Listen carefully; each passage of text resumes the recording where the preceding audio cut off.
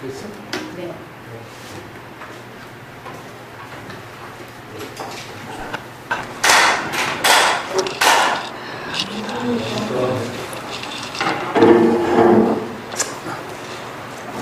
이번 주에는 95칙에 인재선사의 일핵이라고 제목인데, 주장자로 인재선사가 허공에다가 한번 이렇게 옆으로 선을 이렇게 확 긋는 것을 일핵이라고 그러죠. 지난번에도 한번 이제 이런 똑같은 비슷한 이제 본문이 나왔는데, 허공에다가 선을 긋는다라고 하는 것은 이제 선에서 이야기하려면은 언행록이라고 해서 불성의 전체 작용이라고 그래요. 이걸 단순하게 그냥 행동으로 보여주는 법문인데, 선생들의 법문은 언어로서 설할 수 있는 법문은 선문답으로 하고, 또 시중 법문으로서도 설법도 하고, 또 언어 문자로서 설법할 수 없는 경지, 생명의 작용 그 자체는 분분사의 묘형을 이제 행동으로 제시하고 있습니다. 그런데 여기 인재선사가 주장자로 허공에 걷는 것도 이제 행동으로 제시하고 있는 본문인데, 야, 그 본문에 뭐 앞서서 시중 본문 먼저 볼게요. 시중운하니 불레야 타요, 마레야 타하니 유리 30이요, 무리 30이라. 이부시 착인 원수요, 이부시 불분양선이요, 시도관하라. 자, 부처가 와도 주장자로 치고, 마구니가 와도 주장자로 친다. 그래서 이제 인재하고 할하고 덕산의 방망이가 일체의 모든 분별 의식의 대상 경계를 전부 다 이제 쳐서 날려버린다. 자치나 흔적이 없앤다. 이런 말을 의식의 대상 경계를 전부 없앤다. 이런 뜻입니다. 보통 이제 자의식으로 해서 대상 경계라고 하는 것이 이제 보면은 언어로서 대상 경계가 있고, 또 이름으로서 대상 경계가 있고, 어떤 사물로서의 대상 경계가 있거든요. 요거 이제. 근데 자의식으로서 대상 경계를 분별하는 것은, 이것은 저 육건이기 때문에, 육건 육식의 작용이기 때문에 중생이 되는 거죠. 그래서 중생심으로 육건 육식으로 대상 경계를 분별하는 것은 다 언어를 분별하거나 이름을 분별하거나 어떤 사물을 분별하는 것은 다 중생이 되겠죠. 그죠? 언어를 분별하는 것은 무엇이냐면은, 이제 우리가 아무리 좋은 법문이라고 할지라도 그 법문을 내가 의식을 하게 된다면은 법문의 응구에 사로잡혀 버린다든가, 명자에 사로잡힌다는 것, 부처라든가 뭐 해탈, 열방, 깨달음이라든가, 아무리 좋은 법문의 이름을 제시해도 이름에 걸려버린다면은 명자에 걸려버린다든가. 그 물건이라는 것은 대상 경계의 사물인데, 이게 보이는 거하고 들리는 사물이죠. 이 사물에 속박되면은 자의식이 대상 경계에 속박되어버려요. 그래서 이게 중생을 벗어나지 못하죠. 그래서 이것을 전부 다 자의식도 비우고 대상 경계도 비우게 하는 수액이 무엇이냐 하면은 이제 행동으로서 쳐날려버린다. 이런 말씀이죠. 그러면서 이제 이것을 아공, 법공 이렇게 표현하죠. 경전에서는. 그런데 선에서는 이것을 무심이라고 했어요. 무심해서 무사하게 일체의 모든 대상 경계의 일을 없애버립니다. 그래서 무심, 무사 이런 용어를 씁니다. 그렇기 때문에 무심의 무사의 묘용을 선생들은 경전에서 사용하고 있는 유식 철학에서 사용하는 언어, 이런 언어를 사용하지 않고 행동으로 바로 보여줘버리죠. 그래서 이제 할을 해버린다든가 방망이로 친다든가 이랬어요. 여기서 부처라고 하는 것, 마군이라고 하는 것은 뭐죠? 자, 부처라고 하는 이름. 그러면은 마군이라고 하는 것도 이름이죠. 그래서 부처라고 사람들이 하면 다 좋아하는데, 좋아하는 이름도 날려버리고 마군이라고 하는 이름도 쳐날려버리고. 이게 뭐냐? 부처를 분별하고 마구니를 분별하는 것은 자아의식의 분별심이다. 그래서 이제 분별의 모든 대상 경계를 쳐날려버린다. 이런 의미죠. 그래서 부처가 와도 방망이로 때리고 마구니가 와도 방망이로 때린다. 이런 뜻입니다. 회원의 기억이 잠깐 한번.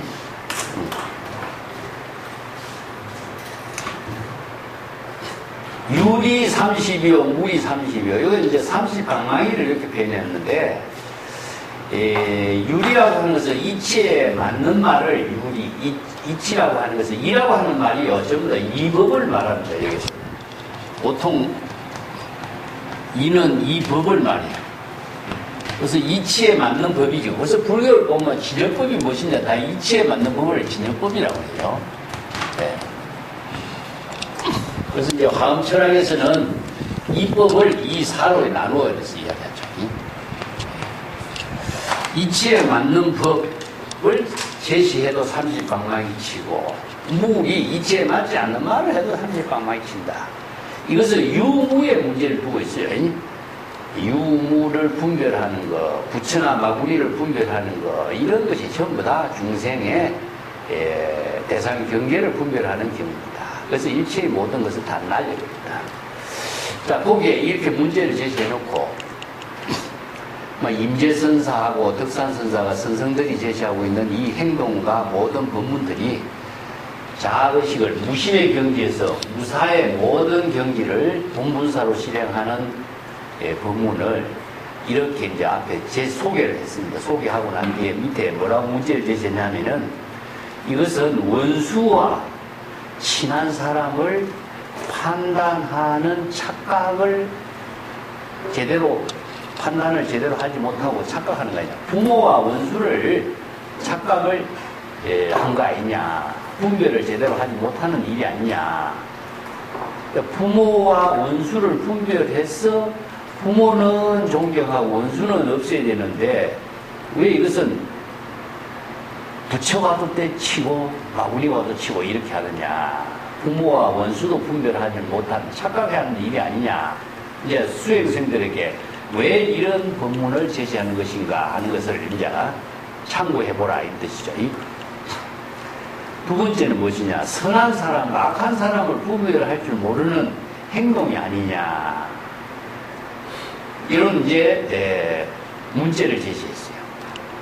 그래서 이런 두 문제를 참고해서 본식공문의 임재선사가 제시하고 있는 법문을 잘 참고해봐라. 또 부모와 원수를 분별하는 것도 이게 자아의식의 대상 경계를 분별하는 거죠. 부처와 마구리를 분별하는 것도. 이게 다른 말 한다면 선과 악을 분별하는 거예요.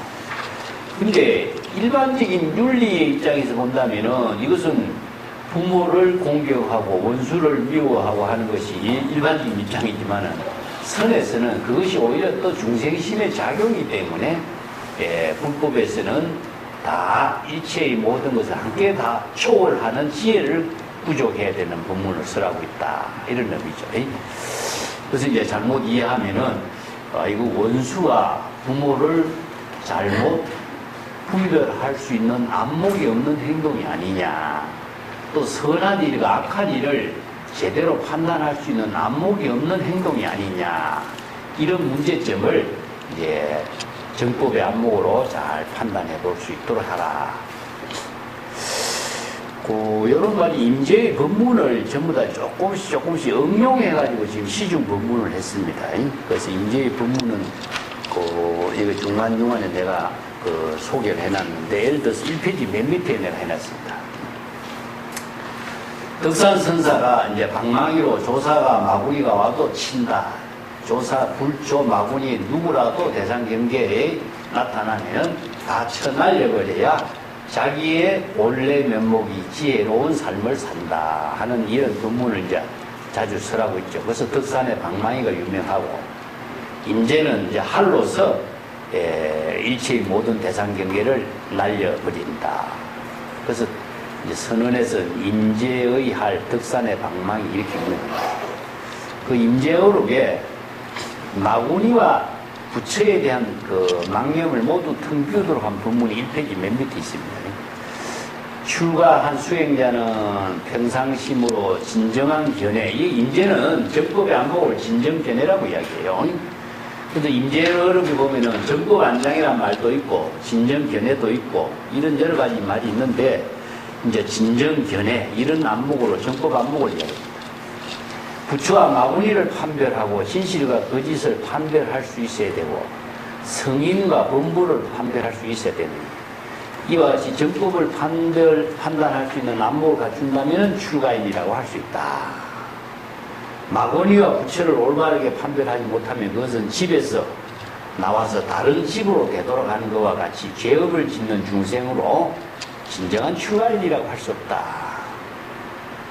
부처와 마구니 한 덩어리가 되어서 분리될 수 없는 것, 이것은 마치 뭐가 같으냐. 자, 우유에 혼합되어 있는, 물에 혼합되어 있는 우유와 같다. 그래서 이제 이것은 뭘 비유했냐면, 우리의 진여는 일체의 중생심과 불심을 모두 포용한 근본 당체를 진여라고 했거든요. 그런데 이제 부처는 뭡니까? 중생심의 작용이 소멸하고 부처의 지혜로만 작용하는 힘을 발휘해요. 이것을 마치 뭐에다 비냐? 거의의 왕은 우유만 마신다. 이렇게 비유합니다. 그래서 부처님을 아왕에다 비유해요. 거의의 왕에다 비유해요. 아왕에다 비유해요. 또 물하고 우유가 섞여져 있는데 우유만을 마신다 하는 것은 바로 부처의 지혜의 작용만 실행한다. 이런 뜻이죠. 그런 표현으로서 이제 불심의 지혜를 실행하는 아왕에다 부처를. 그리고 또 진정한 구도인은 입장에 넘어가 보세요. 부처와 마구니를 모두 함께 타파해버린다. 그대가 성인을 좋아하고 법무를 싫어하는 분별심을 일으킨다면 생사고해에 윤회하게 될 것이다. 보통 이제 세간에서는 뭐 좋은 쪽, 선한 쪽, 부처 이런 쪽을 선택하지만 그것은 다 업을 짓는 일이다. 이런 뜻이죠. 그래서 선과 악, 부처나 마구니 아니면은 이제 부모 미생 이전이란 말 쓰죠. 부모를 모두 한꺼번에 분별하는 의식을 모두 다 비워야지 어느 한쪽을 선택하고 대상을 두면은 역시 중생심에서 벗어나지 못한다. 이런 의미죠.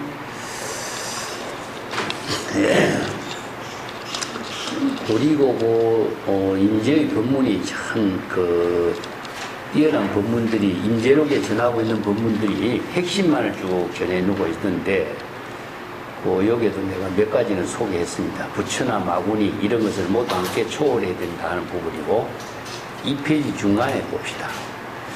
부처와 마구니 중생심으로 오염된 망념, 청정한 불신 두 가지 모두의 차별 분별심에 불과하기 때문에 불마, 범성, 선악, 자타, 수정 일체의 모든 대상 경계를 모두 하나와 같이 실체가 없는 망념이기 때문에 모두 떨쳐버려야 된다. 이런 의미죠.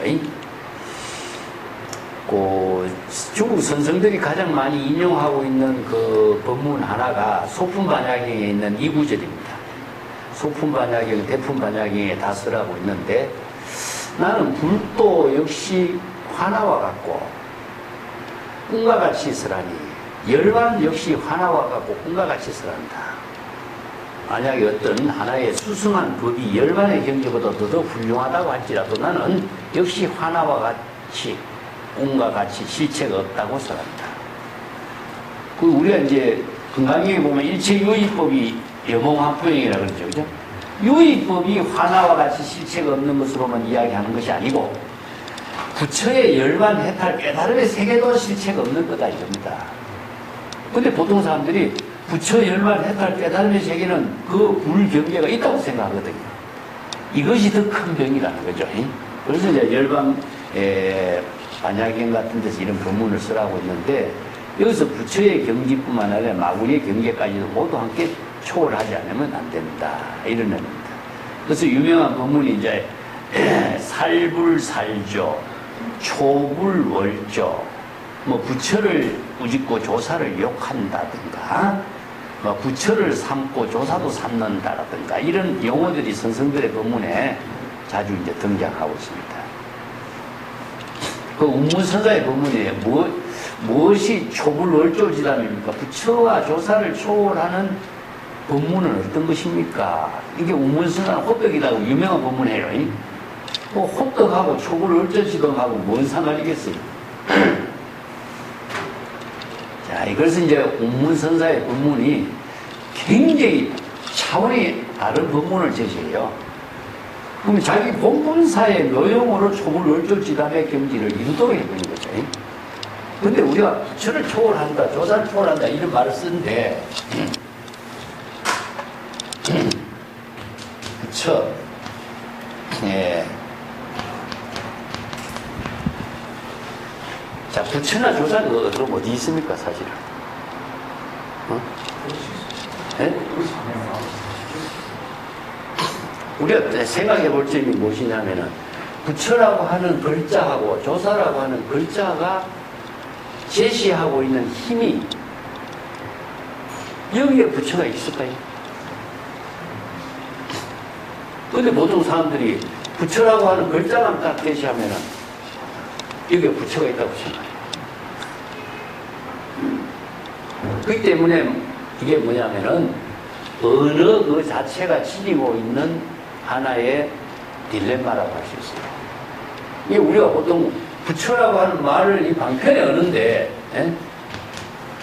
방편의 언어가 부처라고 착각을 해버리는 거죠. 그렇죠? 근데 이제 방편의 언어 그 자체는 자신이 부처라고 하는 본질이 이루어지도록 방편의 언어를 제시했는데, 자신이 부처의 지혜를 이루게 하는 힘은 잃어버리고 부처라고 하는 방편의 언어에 우리는 다 빠져있는 거죠. 그렇게 이제 선에서 은설상, 명자상, 신년상을 벗어나지 않고서는 자신이 부처의 지혜를 이루지 못한다.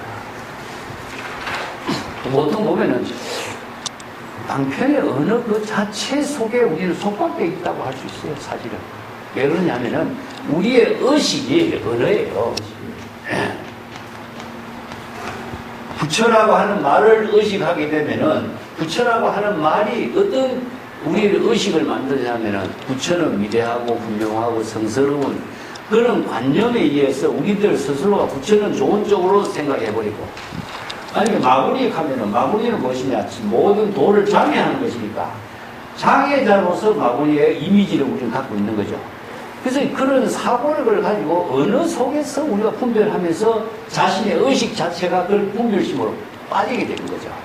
그래서 이제 부처나 마구니, 조사, 모두가 다 자신의 본래 부처로 되도록. 그래서 운문이 호떡이라고 하는 말은요, 호떡이라고 하는 말은 무엇이냐? 우리가 음식물이잖아요. 자기가 음식을 먹는 그 본분사가 바로 부처인 거예요. 근데 보통 우리가 부처라고 하는 말, 방편의 언어 속에 부처가 있다고 생각하거든. 그럼 부처는 멀리 훌륭한 대상 경계에 청정한 어떤 세계로서의 어떤 이미지 속에 있다고 생각해버리거든. 그러다 보니까 멀리 찾는 거, 마음각에서 찾게 되죠. 어느 문자에서 찾게 되고, 이상 세계에서 찾게 되고, 청정한 곳에서 찾으려고 하고, 자신의 본래 부처로서의 묘용의 작용을 스스로 상실해 버리죠. 그래서 운문의 법문이 차원이 더 높다는 이유가 본분으로 되돌아가는 지혜를 제시하고 있다, 이런 의미죠.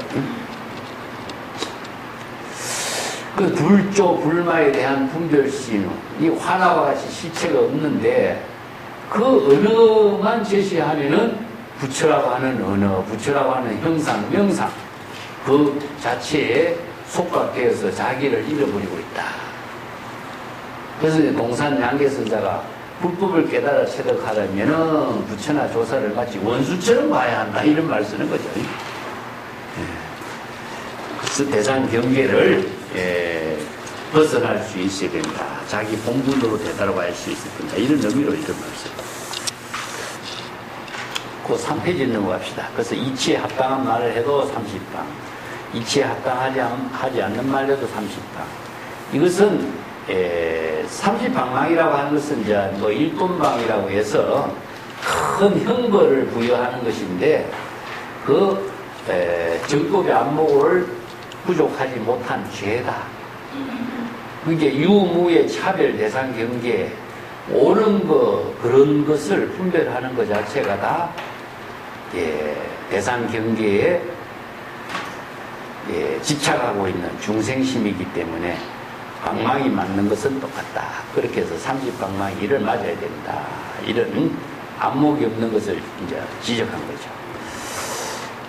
그래서 마지막에 이제 부모나 원수를 착각해서 잘못 알고 있기 때문에 이런 설법하는 것이 아닌가. 선한 양민과 악한 사람을 구분할 줄 몰라서 이런 설법을 하고 있는 것이 아닌가. 자, 이 안목이 없는 사람이 이런 말을 하는 것이 아닌가. 수행자들에게 진정한 정법의 안목을 부족해서 잘 참고해보라. 이렇게 문제를 제시한 거죠. 그 임재선사는 중국의 참 굉장한 한 시대에 선의 그 새로운 시대를 열어준 인물이에요, 사실은. 그 임재 인의 사상인데, 보통 우리가 진여라고 하는 말을 많이 쓰거든요. 기실론 공부하면 진여 본성이란 말을 이제 일반어 쓰는데, 진여 본성은 지혜를 우리가 열애라고 해요. 근데 진여 본성의 지혜가 이루어지지 못하는 것은 무엇이냐? 중생심이라는 하나의 심의식을 세 가지로 제시합니다. 그래서 대표적으로 이제 이 심을 이야기합니다. 그래서 이제 제 남종선에서는 성하고 심하고 이 두 가지의 문제를 갖고 있습니다. 그래서 이제 남종선에서는 열애의 경지가 되려면 뭘 해야 되느냐? 견성해야 성불이 된다. 이게 남종선에서 강조한 거거든요. 그러다 보니까 성하고 심하고의 문제가 중국인들에게서는요, 하나의 과제가 됐어요, 수행에. 그래서 이제, 남종선하고 조사선에서의 문제가 이제, 그 중생심을 비운 경지를 무엇이냐 하면 무심이라고 해요. 무심의 도를 이루는 경지하고 변성성불하고 같지 않느냐. 그렇죠? 그래서 이제 임재선사는 이것을 사람인 하나로 종합해요. 그래서 무의지. 그러니까 여기 성의 문제와 심의 문제가 너무나 중국인들에게 철학적인 체계로서 자꾸 다가가잖아요. 그죠? 우리가 기실론 공부해보면 알지만 이게 중국 인도인들의 논리적인 철학 체계로서 이거 정리를 하다 보니까 심의식에 작용하고 본성에 작용하고 이것을 가지고 쭉 정리를 해 나와요. 그런데 중국인들이 볼 적에는 굉장히 이건 너무나 논리 체계에서 번잡스러운 거죠. 그래서 이제 사람 하나가 우리가 부처라고 하는 것은 궁극은 무엇이냐? 무심의 경지가 바로 부치예요. 무심의 경지를 도를 이룬다. 평상심이 도다, 무심이 도다라고 했는데 부처라고 하는 말을 굳이 내세울 이유가 뭐 있느냐? 그래서 이제 부처라고 하는 말하고 뭐하고 하나를 통합시키고 마음하고 성하고 하나를 통합시키고 그러다 궁극적으로 뭐가 통합되죠? 사람으로 통합되죠. 그래서 임재록이라고 하는 그 책은 사람이라고 하는 중국인들이 새로운 선의 주제를 제시했대요. 그 이전에는요, 전부 다 유식 철학이라든가 국성 사상이라든가 인조 경전의 법문은 전부 다 열애, 진여, 본성, 불성 이런 주제가 중심이 됐었죠. 그죠? 여기서부터 바뀝니다. 그래서 이제 임재의 시대는 무의진인, 무의도인, 사람. 이게 사람이 누구냐? 자, 여기서 이제 하나 더 붙여갖고 본래란 말을 붙여. 본래인을 뭐라고 하냐? 무의진인, 무의도인이다. 그렇기 때문에 본래인을 또 무엇이냐? 무사인, 본래인, 뭐 한도인, 전부 다 인을 중심으로 해서 수식어가 다 붙게 됩니다. 그러면 인은 어떤 인이냐? 진여 본심의 지혜, 무심의 도를 이루고 평상심의 도를 이루고 견성 성불의 지혜를 이루는 그 사람. 여기서는 뭡니까? 철학적인 용어로서 구분하고 있는 견성이라든가 본성이라든가 마음이라든가 이런 세세한 구분이 없어지고 있죠. 예. 그래서 이제 전체로 지금 여기 본분사의 지혜로운 삶을 사는 그 본래인, 그 본래인의 삶을 중심으로 해서 구체적인 인간의 새로운 시대를 열어주는 거죠. 이 중국인들이 갖고 있는 하나의 선의 혁명이라고 해요. 예. 근데 이것도 아주 구체적인 일상생활 속에서 전개하고 있는 지혜를 제시하고 있죠. 그래서 임재가 이 대표적으로 임재선의 특징을 뭐 우리가 수처작주, 입처개진, 거기에 내가 써놨습니다. 3페이지. 무의진인, 무의도인, 무사인, 뭐 이런 인을 중심으로 이야기해요. 사실 뭡니까? 사람의 본분으로서의 지혜로운 삶을 전개하는 것을 말해요. 그래서 이제 이걸 본래라고 하는 말을 붙여서 본래 면목의 지혜로운 삶을 전개하는 사람. 그래서 임재의 시대에서 인의 사상을 새로운 선사상으로서 제시하고 있는 인물이죠. 자, 임재가 인의 사상을 펼치면서 구체적으로 어떻게 제시했는가 오늘 본문을 한번 봅시다. 임재문 원주하니 신철에오. 임재는 그 호타하라고 하는 그 강변 북쪽의 그 진주 지역이라고 하는 곳은 어떠냐면 북방입니다. 북방 오랑캐를 막는 그 중국에는 그 연합 국가를 옛날부터 이루었어요. 절도사를 두어가지고 요즘 같이 말한다면은 한 지역에 뭐 인종도 다르고 언어도 다르고 이런 사람들 있죠. 그런데 그 지역에 그 절도사를 두고 그 사람이 통치를 하고 중앙에 황제를 두는 이런 구조가 되겠죠. 그러다 보니까 절도사들이 그 지역의 왕이에요, 왕. 그러니까 우리나라에서도 황제란 말을 붙인 경우는 고종밖에 없잖아요. 그럼 고종 이전에 뭡니까 우리나라는 전부 왕이잖아요. 중국에서 황제가 있기 때문에 황제 붙일 수가 없는 거죠. 한마디로 말해서. 이게 전 외곽 지역에 있는 통치는 전부 왕이 통치한 겁니다. 그래서 중국에서 그 사람들 절도사라고 했어요.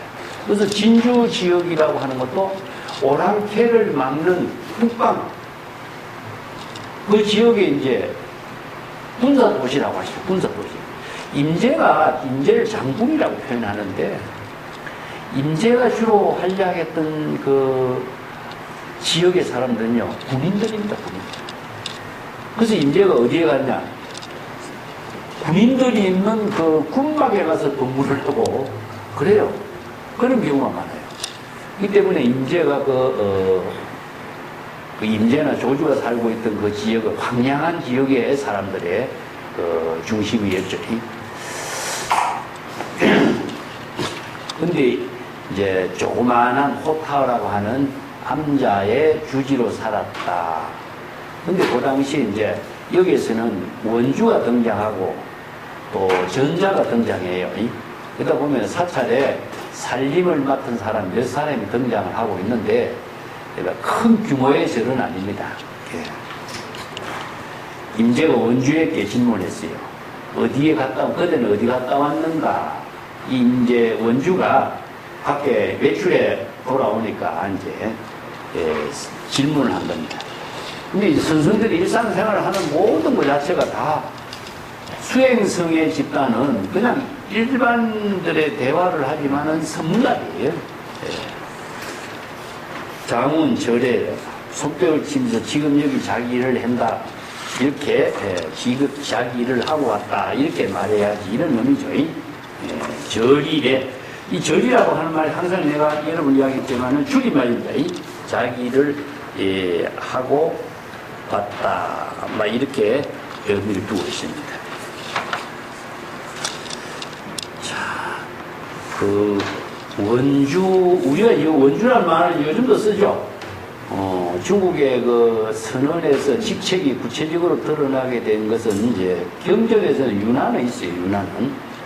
그렇지만 이제 백장청규가 우리가 자료로 전하고 있는 내용은 빈약합니다. 전등록의 일부 조금만 전해요. 그래서 백장청규의 전모는 알 수가 없습니다. 그래서 이제 그 몇 가지만 알 수 있는데 거기에 이제 직책이 몇 개 등장하고 있는데 거기에 이제 원주, 뭐, 감원 이런 직책이 있어요. 그래서 우리가 지금 사용하고 있는 언어는 선언의 직책을 지금도 좀 이제 그대로 개성하고 있다. 이렇게 보고 있어요. 원주는 이제 사찰의 살림을 맡고 있는 사람이다. 이런 의미죠. 그 밑에 원주가 대답하기를 주중조황미래입니다. 이 조자가 특이한 글자죠. 그죠? 그 밑에 내가 주를 달아놨는데,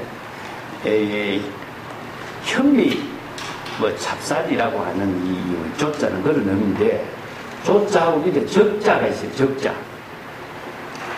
조자는 이제 관청에서 농민들에게 이제 쌀을 뭐 파는 일이고, 적이라고 하는 것은 이제 관청에서 쌀을 사들이는 이제 하나의 농민들의 정책일 이런 용어로 사용하고 있어요. 근데 임제선언 같은 경우에는 진주 관청에 가서 원주가 찹쌀을 팔고 왔습니다. 이렇게 이야기합니다. 쌀을 팔고 왔다. 근데 조그마한 절에서 어떻게 쌀이 그 생산이 많아서 쌀을 하는가, 그건 조금, 뭐, 잘 알 수가 없지만은, 우리가 삼국 유사라든가 중국에 보면요, 조그마한 수행성들이 모여서 노동을 하면서 생활했거든요. 그래서 지극히 가난한 절도 있었지만은, 일부의 사찰 같은 데는 이제 절도사나 도지사들이 땅을 이렇게 제공해줘가지고 사찰의 그 수행성들이 수행할 수 있도록 그 경제적인 뒷받침을 해줘요. 그때 이제 국가에서 지원해주는 거죠. 그래서 그런 경우에는 이제 그 뭡니까? 요즘 말하면은 농장을 만들어주는 거죠. 농장. 그래서 농장을 만들어가지고 농장에서 농사 지은 것을 일부는 사찰해 주고 막 이렇게 해서 이제 관리하는 그런 경우도 있었어요. 아마 그런 그 부류라고 볼 수가 있겠죠. 쌀을 팔고 왔습니다. 이렇게. 각 실두 이런 말은 무엇이냐면은 정직한 대답을 했다. 그 임제선사가 질문한 말은 그대 어디 갔다 왔는가 자기 본분사의 일을 묻고 있는데 원주의 대답은 뭡니까? 쌀을 팔고 왔다. 너무나 정직한 자기 일상생활에 할 일을 하고 온 것을 정직하게 이야기하고 있다. 그러니까 임제선사의 본문의 내용의 말을 질문한 말의 의미를 모르고 자기가 하는 일만 솔직하게 대답하고 있다. 이런 의미를 두고 있어요. 그러니까 임제선사가 교덕 진마와 그러니까 찹쌀을 그럼 모두 다 팔았는가? 그래서 찹쌀을 팔고 왔다고 하니까 찹쌀을 그럼 다 팔았느냐? 여기서 찹쌀이라고 하는 말 하죠. 그죠? 그 선어로에 등장하고 있는 찹쌀이라든가 쌀이 많이 등장합니다. 유명한 그 동산 요록에 보면은 설봉선사가 동산 문화에 9번 찾아올라가서 수행을 하는 도중에 공양주를 했어요. 그래서 이제 설봉이 공양주를 하니까 쌀을 이잖아요. 돌하고 쌀을 이는데. 그 임제선사가 이제 동산선사가 설봉에 이야기합니다. 그때는 쌀을 이는가, 돌을 이는가. 이게 쌀과 돌을 모두 다 이지 않습니다. 그러면 대중은 뭘 먹으라고 이렇게 이야기하거든요. 왜냐하면 쌀을 인다고 하면은 쌀과 돌을 분별하는 차별이 떨어지잖아요. 그러니까 차별 분별을 초월한 입장에서 쌀과 돌을 모두 다 고르지 않는다. 그러면 다 버린 다음에 대중은 뭘 먹느냐 이렇게 하면 할 말이 없는 거죠. 그러니까 이제 안목이 그만큼 부족해서 이제 자신의 한계를 드러내는 그런 이야기도 있어요. 그래서 쌀 이야기 많은데 이 쌀은 무엇이냐면은 본심의 작용이죠. 그러니까 불교는 전부 다 어떤 사물이든지 간에 유심으로서 이해를 해요. 자신의 유심으로서 사물을 수용할 수 있는, 그래서 일체 유심조라. 그 사물 그 자체를 대상으로 두고 있으면 내가 중생이 되거든. 그래서 사물을 자신의 마음의 지혜 작용으로 실행할 수 있는 능력을 갖췄느냐 하는 것을 질문하고 있는 거예요. 그러니까 이제 쌀을 다 팔았느냐, 여기서 쌀을 다 팔았느냐 하는 말의 의미는 무엇이냐 하면은 그대가 중생심의 모든 번뇌 망념을 다 비우고 지여 일심의 지혜로 자기 본분사의 묘용을 펼쳤느냐 이런 얘기죠. 예. 자, 그러면 그 노자의 막 구절도 내가 참고가 될 것 같아서 내가 써놨는데, 예, 무의의 경지가 되려면 일체의 모든 것을 다 비운 경지. 그러니까 선에서 이야기하는 무심의 경지, 공의 경지. 이게 모든 망심을 다 비운 경지를 이루었느냐 이런 의미죠. 그것은 무엇이냐면은 망심을 비웠다고 하는 것으로 끝나는 것이 아니라 망심을 비우고 공덕을 해야했느냐 하는 문제가 연결돼야 되겠죠. 이게 본분사가 되는 거니까. 그러니까 원주가 하는 말이 조덕진입니다. 쌀을 다 팔았습니다. 근데 여기서도 쌀을 다 팔았느냐 질문하는 말에 대해서 그냥 쌀을 다 팔았다라고 솔직하게 그냥 이야기하고 있어요. 예, 찹쌀을 다 팔았습니다.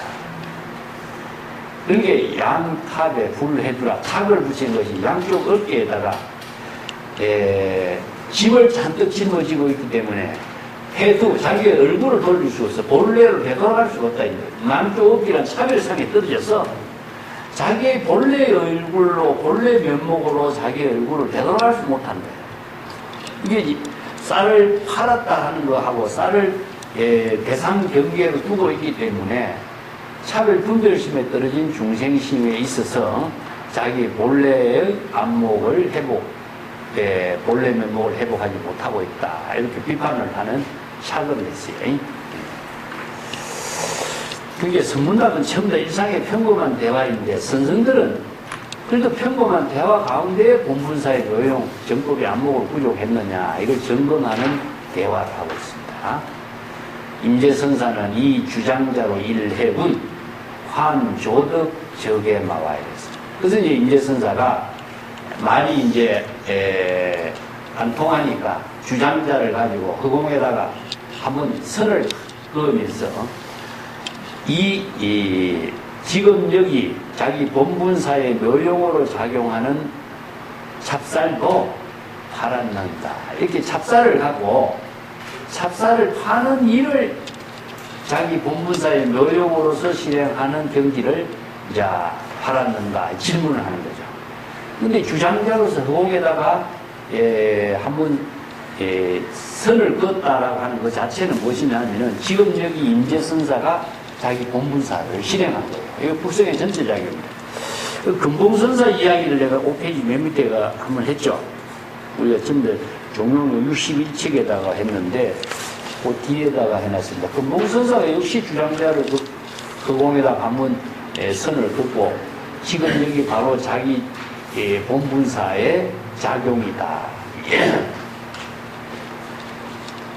근데 금봉선사는 사실 임재선사보다도 조금 한 세대 뒤의 사람이죠.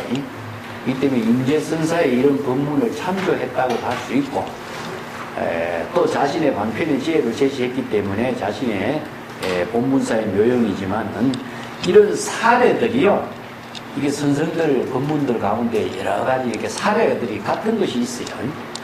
여기도 이제 같은 내용으로 임재선사가 허공에 주장자로 선을 한번 긋고 지금 여기 자기 본분사의 작용으로 찹쌀을 팔았느냐. 그러니까 본분사의 작용으로 팔았다라고 하는 말은 구체적으로 무엇이냐 하면요.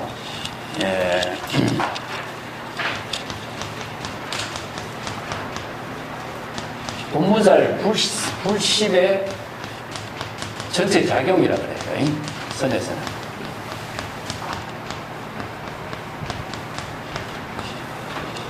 우리 불성이 전체로 작용하기 때문에 이 전체 작용하는 것을 다른 말로 한다면은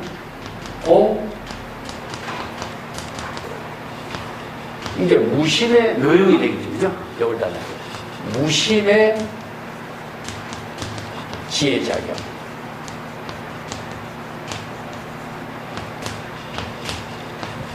자, 이걸 무심의 경지는 향상. 자, 지혜 작용은 뭡니까? 향하가 되겠죠. 그러면 향상과 향하가 작용되는 것을 뭐라니까? 공덕을 해야 한다. 자, 본분사의 작용이 불교에서 이야기할 때 그냥 본분사의 작용으로 이루어지는 것이 아니라 상구본이 하와중생, 공덕을 해양하는 일이에요. 그렇기 때문에 내가 찹쌀을 팔았느냐, 지금 여기 자기 본분사의 묘용으로 찹쌀을 팔았느냐 하는 것 자체가 자기 본분사의 일이지만은 그 일 그 가운데에 상구본이 하와중생, 향상과 향하, 공덕을 해양하는 일을 실행했느냐 하는 문제가 나옵니다. 예. 그래서 이제 이 선성들의 법문이 그냥 단순한 생활, 행동 그 자체로 이루어진다면요, 그것이 무슨 의미가 있겠어요? 이건 다른 말로 한다면 열애행입니다. 열애. 예. 경전에서 이야기하고 있는 재불 열애의 공덕행을 본분사로 실행한 거죠. 그래서 서가세존이 지금 시절 인연의 일대사 인연으로서 설법하는 일이 바로 공덕행을 한 거예요. 그 선성들은 이것을 바로 본분사로 실행한 거죠. 그래서 임재가 지주장자로서 허공에 걸면서 찹쌀을 파는 일, 그것을 지금 여기 자기 본분사의 일로서 실행했느냐, 공덕행으로 해양하는 삶을 이루었느냐, 이것을 질문하고 있는 겁니다. 여기. 예. 자, 그 뒷장에 넘어갑시다. 이런 사례가 금봉화상이 주장자로 가지고 허공에다가 선을 끄면서 지금 여기 자기 본분사로 주장자로 허공에 선을 긋는 일, 그걸로 이제 본분사를 제시한 거나 똑같습니다. 자, 주장자로 허공에 선을 긋는 일, 그것이 자기 시절 인연의 본분사의 일인과 동시에 공덕을 해양하는 일이죠. 그렇기 때문에 자취나 흔적이 남질 않아. 해양했기 때문에 자아의식과 대상 경계가 소멸됐죠. 그래서 시절 인연의 본분사다. 그대 역시 이런 본분사의 묘용으로 찹쌀을 파는 일을 실행했었느냐, 이걸 질문하고 있는 거죠. 그러니까 만송이 얘기돼서 유신 사급이요. 사급이라는 것은 지극히 신속 급한 일을 사급이라 그러는데 무슨 급한 일이 있습니까? 근데 급한 일이라고 하는 것 자체가 무엇이냐면요, 우리들이 지금 여기 본분사만큼 급한 일이 없는 거예요, 사실은. 지금 이제 내가 이게 시간, 공간의 선을 이용해서, 자, 시간의 축하고 공간의 축을 놨을 적에 여기에 지금 이 자리는 무엇입니까? 바로 지금이죠, 그죠? 여기 자기 일이죠. 자, 자기 일을 어떻게 이루느냐? 일기 일해로 이루어졌다. 이 일을 지금 여기 자기 일을 놓쳐버린다면은 이 일은 이루어지지 않는 거죠. 이 일만큼 시급한 일이 없는 거죠, 사실은. 그래서 이것만큼 더 중요한 일도 없고, 이것만큼 더 급한 일도 없고, 이것만큼 더 소중한 일도 없는데, 근데 사람들은 뭡니까? 본분사의 일이 이렇게 귀중하고 소중한 일인 줄 안목이 없어서 모르고 엉뚱한 일에다가 시간을 낭비하고 있다. 그래서 요 구절을 요게 착오로 제시했어, 착오로. 무슨 그런 급한 일일까? 급한 일이 무엇일까? 이걸 이제 수행자들에게 자각하게 해주는 거죠. 그래서 지금 자기 본분사 일만큼 더 급한 일이 어디 있느냐. 그러니까 본분사 일을 망각하니까 다른 일이 대상 경계로 보이는 일, 이 일이 전혀 더 중요하고 급한 일로서 살고 있는 모습이다. 이런 의미죠. 이게 원주가 변할. 그때 눈치를 챈 겁니다. 아, 임재선사가 지금 한마디 법문하는 것이 일상의 대화가 아니라 나를 깨우치려고 제시하는 선문답이라는 사실을 알게 된 거죠. 이게 임재선사가 이 법문을 하는 것을 알고 원주가 법하를 해요. 자, 이 할은 무엇이냐 하면요, 임재선사가 항상 법문을 하면서 자주 사용했던 할이기 때문에 원주도 이것이 자연스럽게 끼에 익었어. 근데 이 할이 보통 선생들이 얼마나 많은 할을 해요, 그죠? 할을 하는데, 남의 말을 하는 흉내를 내는 할이냐, 아니면은 자신이 시절 인연의 본분사의 방편의 지혜로 작용을 제시하는 할이냐, 이 차이가 있는 거죠. 근데 여기에 또 차를 넣어서 하마가 규하다. 하마는 무엇이죠?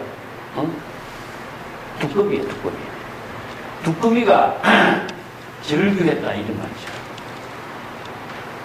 자, 흉내는 냈지만은 제대로 된 자신의 독자적인 안목으로 제시한 것이라고 할 수 있겠느냐, 이런 차들을 내린 거죠. 그 임재선사에게 배운 법문을 흉내낸 정도의 할이다. 그래서 이제 만성 이런 착을 했어. 그러니까 임재선사가 곧 주장대로 쳤다. 그 임재선사가 주장대로 친 것은 이제 임재선사의 할을 모방하고 흉내낸 것이기 때문에 이것은 자신의 독자적인 정법의 안목과 방편의 지혜로 자기의 본분사의 노용으로 제시하는 힘이 없었다. 그래서 이제 주장대로 쳤다. 그래서 복수볼타요, 이렇게 손으로 감추고 있다. 근데 치기는 치는데 임재선사가 상대방이 알지 못하게 쳤다는 거죠. 이게 공격을 했는데 상대방이 알지 못하도록 공격하는 것을 이렇게 표현해요. 우리가 이제 우리가 적을 포위해서 이렇게 이제 잠복했다가 공격하는 거나 마찬가지죠. 자, 그 뒷장에 봅시다. 7페이지. 다음 날 전자가 도착을 했어요. 그 다음에 전자가 이제 인사를 하러 왔어. 그래서 전거와 하니 앞에서 원주와 있었던 선문답을 이제 전자에게 그대로 이야기합니다. 그 소매롱이었다. 이게 약간 자랑하네. 임재선사가 자기 자랑하듯이 이런 말 했구나, 이런 표현을 착을 했어요. 전자는 무엇이냐면은 이제 사찰에 식사를 담당하는 사람을 전자라고 합니다. 이게 이제 유명한 전자교훈이라고 있어요. 전자교훈이라고 하는 것이 선언의 전자가 대중을 위해서 공양을 준비하는 마음가짐, 이것을 전자교훈으로 쭉 적어놓은 청규가 있습니다.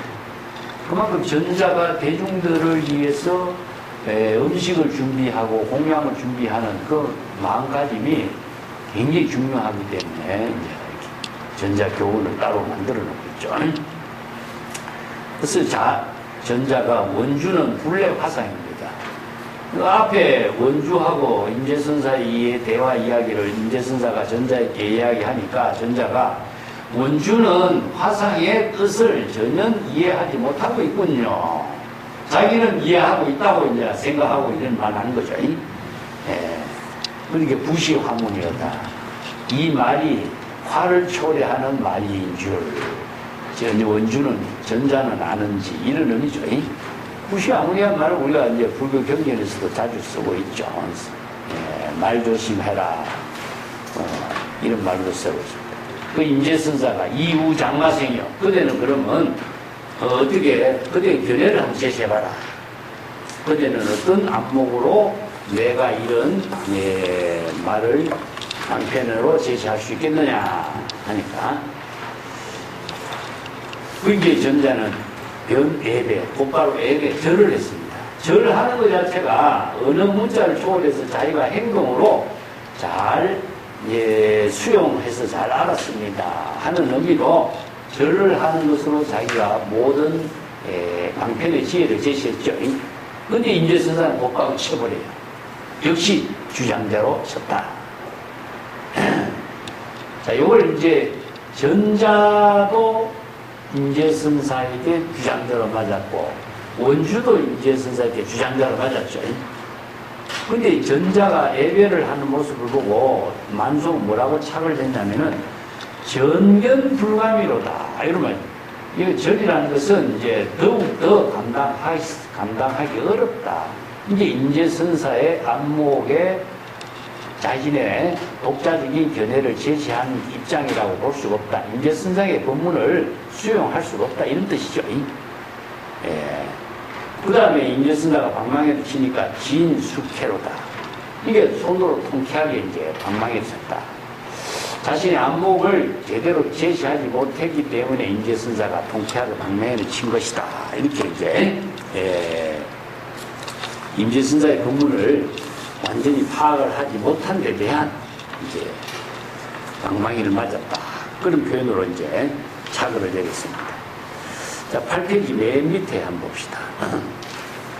본식공안의 핵심은 임재선사가 주장자로 허공의 하나의 선을 긋는 행동, 그 행동이 지금 여기 자기 본문사에 얘기했습니다. 그 본문사의 묘용으로 방편법문을 제시했는데 원주가 간청에 가서 찹쌀 파는 일을 주제로 선문답한 것, 이것은 이제 본래 물물의 경지에서 공덕을 해양하는 본분사를 실행했느냐 하는 물이죠. 그래서 원주의 한 번의 광, 전자가 임재선사에게 예배한 것, 이것이 모두 다 임재선사의 뜻에 맞지 않는, 즉 정법에 안목이 없는 행동이기 때문에 임재선사는 방망이를 쳤다. 이런 뜻이죠. 그런데 시중에서 보면 어떻습니까? 부처나 마구리, 이치에 맞거나 안 맞거나 어느 한쪽을 추구하는 것을 모두 다 차별 경계에 떨어졌다. 자, 여기서 전자가 원주는 선사의 뜻을 알지 못합니다. 이렇게 한 말 그 자체가 바로 자신을 알고 있는 것을 이야기했죠. 그렇기 때문에 이것이 바로 차별 경계에 떨어진 모습을 그대로 드러낸 것이다. 그런데 이 두 사람이 무엇입니까? 방망이를 맞고 정신을 차렸다. 이런 뜻이에요. 본칙에. 방망이를 맞았기 때문에 이 사람이 자신의 잘못을 자각할 수 있다는 거죠. 그래서 이제 선생들의 법문이 방망이를 쳐서 모든 것이 그냥 그대로 끝났다라고 하는 뜻이 아닙니다. 그래서 이제 합이라든가 박이라든가 하는 말은 일체의 모든 것을 비우게 했다. 자신의 허물을 비우게 했기 때문에 불공의 묘용이 작용하게 하는 힘을 제공하는 겁니다. 그래서 이제 허물을 본인은 알지 못해. 그래서 이제 스승이 법문을 해주는 것은 자신이 안목이 없어서 자신의 허물을 보지 못한 것을 스승이 지적해 주거든요. 해주니까 자신이 그 지적을 통해서 자각할 수 있는 거예요. 여기에서 자신이 되살아나는 힘을 펼칠 수 있다. 이런 의미죠. 그래서 우리가 단순히 여기서 끝난 것으로 의미가 되지 않는 이 법문이 이 두 사람을 바른 수행인으로 키워준 힘이 작용됐다는 걸 지금 이야기하는 것입니다.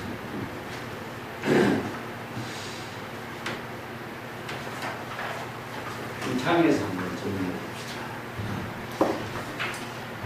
임재어록에는 전자라는 말이 없고 음양주라고 했는데 음양주의 임재가 어디 갔다 왔는가? 간청에 가서 찹쌀을 팔고 왔습니다. 모두 다 팔았는가? 예, 다 팔았습니다. 그리고 주장자를 허공에 한번 역으로 설명했고 지금 여기 자기 본문사 일도 다 팔았는가? 공덕행을 해양했느냐? 이런 말들이 자치나 흔적 없이 다 팔았는가? 근데 공양주는 저를 근데 임재선사는 그 정도라면 인정할 만하다. 만성선사가 말하기를 어느 누가 등장하든 상관없는 원주가 방망이로 맞고 보상 받은 것이죠. 방망이로 맞은 보상은 원수라도 피하지 않는다. 공양주가 칭찬받는 일에는 부모 형제가 독하다. 여기서 보상을 한다면 공평하게 보상하고 벌을 줄 때도 공평하게 벌을 준다 이런 뜻이죠. 차별 분별을 두지 않고 지혜로 방편의 지혜를 실행하는 것을 보상하고 벌로 이렇게 표현하는 거죠. 천동경지는 이러한 불법의 명령에 의해서 온전한 성기의 지혜의 작용을 실현하고 다음과 같이 개송합니다.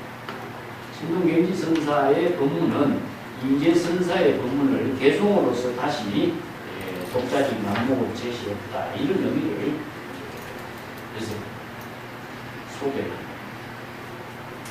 그 10페이지는 벌을 주고 보상하는 일은 조정사원에 있는 공방사기 이야기인데 그것을 응용해가지고 이렇게 차별을 되어 있습니다. 개송을 한번 봅시다. 전동경지선사의 인재선사에 대한 법문의 개송은 인재 정기가 격조고하니 공두유한의 변추고 인재선사의 성기의 지혜자, 이 정기는 온전한 국성의 지혜로서 성기의 작용을 지금 자기 본문사로 펼쳤다 이 뜻이죠. 기라고 하는 것은요, 독자적인 방편의 지혜를 정법의 안목으로 펼친 방편의 지혜입니다. 기라는 것입니다. 이 기지라고 하는 말 쓰고 하고 내가 가끔 소개했죠.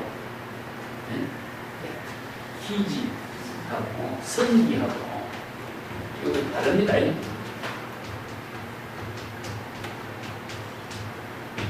기지. 이 기지란 말은요, 순간순간에 자신이 방편의 지혜를 이렇게 잘 사용하는 사람을 기지라고 해요. 그게 뭐냐, 전략가예요, 전략가. 그러니까 그 어떤 상황의 사건과 상황에 맞추어서 그 사람의 마음을 움직일 수 있는 힘을 발휘하는 힘을 기지라고 해요. 요 기지라고 해요. 이제 성기는 선은 진여를 말하는 거예요. 진여 본심이니까. 진여 본심의 지혜가 작용합니다. 이 때문에 진여 본심의 방편 지혜를 성기입니다. 여기서는 진여 본심이 작용하는 방편 지혜이기 때문에 분별심이 들어갈 수가 없어요. 자, 여기는 분별심이 들어가요. 주, 아니면은 자, 타, 아니면은 다른 사람의 그 마음을 성부심, 마음을 움직인다든가 다른 사람의 마음을 대상으로 읽어야 돼. 읽어서 그 사람의 마음을 바꿀 수 있도록 하는 성부심, 조작이라든가 이런 것이 여기에 들어가 있어요. 요 기라고 하는 것은 기틀인데 지혜를 작용하는 기틀을 상대방을 두고 쓰는 거죠. 대화를 하는 거예요. 근데 여기서는 진여 본심의 지혜이기 때문에 대상이 없습니다. 자기 본분사. 그래서 저 선문답하고 중국인들의 뛰어난 그 대화법이 기지의 대화인데 대화의 형식과 구조는 같아요. 내용이 달라요. 그래서 노장자의 여러 가지 본문들이요, 기지의 대화를 가지고 많이 사용하고 있어요. 주제는 자연이지만 이 기지의 대화를 가지고 많이 제시하고 있는 그런 본문이에요. 중국인들이 이런 게 아주 뛰어나요. 언어가 뛰어나니까. 이게 언어가 뛰어나다고 하는 것은 어휘가 풍부하고 사고력이 많고 뛰어난 그 시인들이라든가 언어를 사용하는 사람들이 많기 때문에 이것이 이런 지혜가 뛰어납니다. 근데 이 구조는 같은데 성기하고 기지는 다릅니다. 이런 내용들이 이제 전문답을 우리가 잘못 오해하는 경우가 있습니다. 그래서 인재선사의 성기의 지혜는 격조가 너무 높다. 격조라고 하는 것은 그분이 지니고 있는 인격과 품격, 가풍 이런 것을 다 격조라고 해요. 중국의 그 선생들 가운데서도 인재의 선풍은 차원이 좀 다르다. 이런 의미예요. 격조가 높다. 품격이라든가 이제 지혜라든가 이런 것이 좀 차원이 달랐다. 높다. 그래서 봉두유한의 변추어다. 그 같은 때리는 방망이 주장자 끝에는 정법의 안목이 있어, 눈이 있어가지고 얼마나 그 눈이 예리하고 날카로운 눈인지 가을 바람에 날리는 트럭도 판별할 수 있는 명철의 눈이 있습니다. 이게 정법의 안목, 이 인재선사의 정법의 안목은 너무나 통찰하다. 그런 의미죠. 야호여 일돈에 일전망만이다. 한 방망이를 때렸으면 좋을 정도인데 한 점의 티끌도 속이기 어려울 정도로 인재선사의 정법의 안목의 눈은 밝았다. 그래서 나중에 이제 인재선사의 그 눈 밝은 입장을 12쪽에 내가 줄을 좀 다루었습니다. 평창에는 장자의 유명한 그 이루가, 눈 밝은 이루를 등장시키는 가을 바람에 날리는 트럭까지도 볼 수 있는 이루의 눈, 그런 것을 소개하고 있습니다. 장자에 보면 명찰초란 말이 있어요. 명찰초. 이 가을 바람에 이게 새 털이 날리고 진성의 털이 날리는 것을 명찰초라고 해요. 뭐 양털 같은 것이 하나 날리는 것을 그걸 다 볼 수 있다는 그런 눈이죠. 그 명찰초인 말씀. 이제 격조가 높았다. 인재선사의 뛰어난 성기의 방편의 지혜 자료, 이 격조 높은 법문이다. 이렇게 칭찬합니다. 그 밑에 딱 12조 밑에 소재 고토 가풍풍하고 변화 의용의 전하소. 여기서 이제 호는 여우고 토끼, 그러니까 여우와 토끼의 여러 가지 발자취를 소재 모두 다 쓸어버린다. 그리고 이제 여우와 토끼의 발자취를 모두 쓸어버리는 인재선사의 가풍은 아주 준엄했다. 이런 표현인데, 여기서 여우와 토끼는 누구를 비교하냐면요, 전자하고 원주와 전자를 여우와 토끼에다 비교한 거죠. 그것은 이제 수행성들의 근기를 이런 비유를 시킵니다. 이게 자취나 흔적에 남아있는 이런 모든 차원이 낮은 안목을 다 쓸어버린다. 그런 의미고, 변화의용의 전환이. 이게 잉어가 용으로 변화하는데 번개불이 피면서 잉어의 꼬리를 불태워. 이것이 이제 용문에서 잉어가 용문을 통과해서 용이 성천하는 이야기가 그 이제 보살이죠. 용문이라고 말 쓰죠. 입장이 제가 조금 소개를 하는데 이 이야기는 자주 등장하고 있습니다. 중사들이 원래는 공문이 우왕이 황하의 그 물을 치수를 했죠, 그죠? 물을 이제 흐름을 동해로 흘러가도록 이렇게 치수를 해서 모든 문남을 막았다. 근데 그 우왕이 그 물에 그 물을 담는 이걸 용문이라고 해요. 그래서 우문을 용문이라고 하는데, 근데 우문하고 용문은 같은 표현인데, 근데 여기에 물살이 너무 센 거예요. 우문, 용문이. 그래서 이제 그 항하에 사는 그 잉어가 이 용문을 통과해서 올라가려면은 뭐 물살이 이거 3단 폭포를 할 정도로 물살이 되는데 이걸 통과하기 올라가기 어렵다는 거죠. 그래서 이제 이걸 통과해 올라가면은 용이 되고 통과하지 못하면은 이제 낙지가 됩니다. 낙지에게 이마에 상처를 넣는다 이런 표현을 쓰는 것을 말하고 있습니다. 근데 이 올라가면은 용이 이제 번개불이 치면서 잉어 꼬리를 불태워서 용으로 승천한 이야기를 등용문이라고 합니다.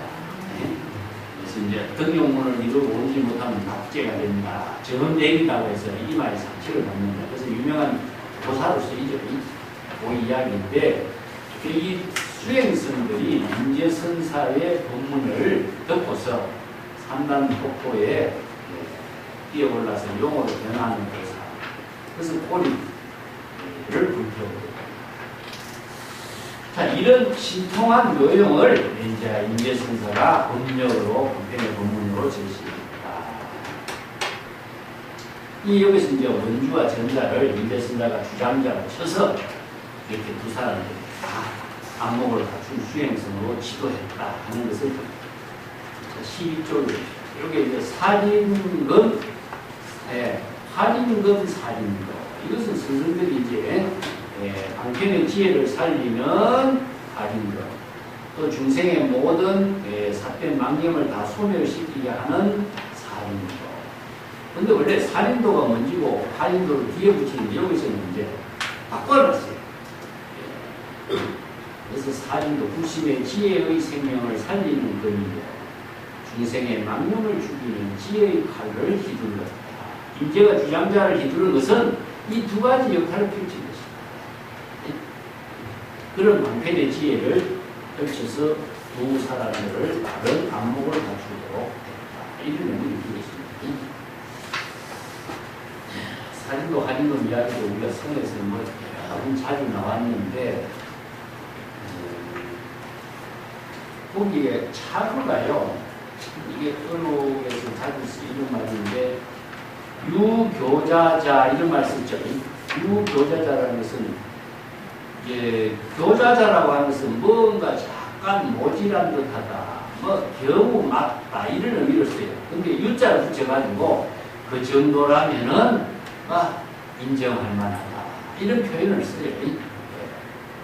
그래서 할인금 이렇게 임재선사의 동문으로서 그 두 사람이 지혜를 이루는 경지를 체득했다. 그 정도라면은 그래도 인정할 만하지 않습니다. 그 다음에 여기서 저 칠통이요 하면서 까만 칠통이라고 하는 것은 중생의 무지무명을 표현합니다. 그래서 무지무명의 모든 안목이 없는 수행성들을 살인으로 해서 망념을 전부 다 소멸시키는 요용을 펼치는 것이다. 그런 의미로 이제 요 말을 바꾸어서 이렇게 개성을 얻습니다. 근데 13페이지에 그 살인도 할인을 위해서 또는 설명을 했습니다. 우리 중국 사람들의 삼무보리 하와중생을 이게 살인도 할인도 이렇게 표현한 거죠. 근데 임재선사가 왜 이 말을 쓰느냐면요. 치모근이라고도 쓰고 무엇이 칼날 일의 일입니다. 뒤에도 괜찮게 나올 겁니다만 그 위험하고 위험하다. 금도상의 일이 무엇이냐 이런 말 써요. 굉장히 어려워요. 금도상의 일.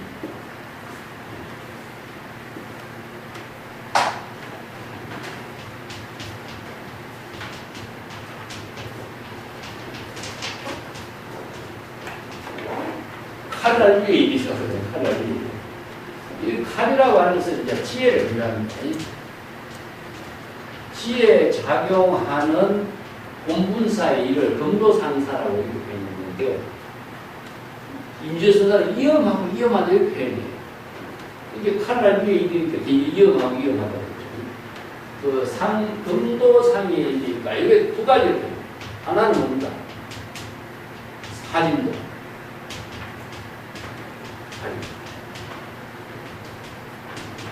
금도상의 일은 본분사의 묘용으로 펼치는 금도상의 일은 위험하고 위험한 일인데, 위험하고 위험한 일이라고 하는 것은 무엇이냐?